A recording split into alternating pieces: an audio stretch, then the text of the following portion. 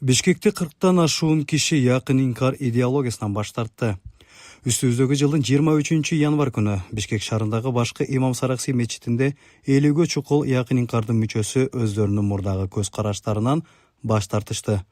Аталган самалык Кыргызстан мусулмандарынын дин башкармалыгы тиешелүү мамлекеттик органдар менен биргеликте жүргүзүлгөн түшүндүрүү профилактикалык иш-чаралардын натыйжасында жүзөгө ашырылды. Якын инкардын мурдагы мүчөлөрү өз идеологиясынын жаңылыштыгын айтып, өздөрүнүн өкүнгөндүгүн жана Аалымдар кеңешинин фатваларына, КМДБнын талаптарына жана Кыргыз Республикасынын мыйзамдарына баш ийерин билдиришти. Мы, каждый из нас, иншаллах, мы в сердце знаем, что не каждый, то есть каждый из нас не хочет каким-то фыркой быть и не хочет назваться. Мы хотим быть умматом, правильно, дорогие братья? Ушундай бир якын инкар деп аталып калган. Ошол жерде канча туура эмес нерсе болгон болсо, бааны Алла Таала кечирсин.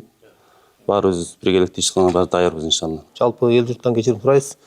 Мындан ары иншалла ошо шариаттын өкмү менен Аллах Таала кайсыл жолго буйруган болсо ошол жол менен жүргөнгө иншалла убада беребиз.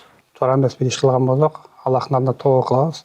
Эми мындан кийинки жашообузда ушу муфтияттын чечимдери менен закондорго баш ийип жашашка убада беребиз.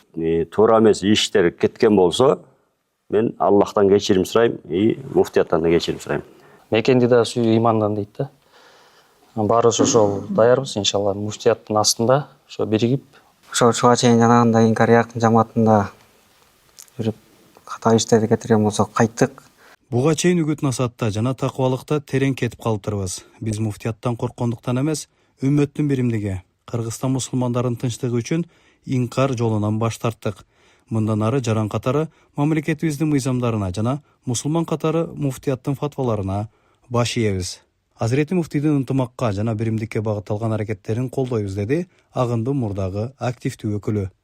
Учурда республика боюнча 150дөн ашуун адам якын инкар идеологиясынан баш тартты. Ошондой эле анын ичинде идеологиядан жана Кыргызстандагы якын инкардын лидери да бар. Айта кетсек, КМДБ тиешелүү мамлекеттик органдар менен биргеликте салттуу эмес диний багыттардын өкүлдөрүнө алдын алуу, түшүндүрүү иш-чараларын өткөрүүдө.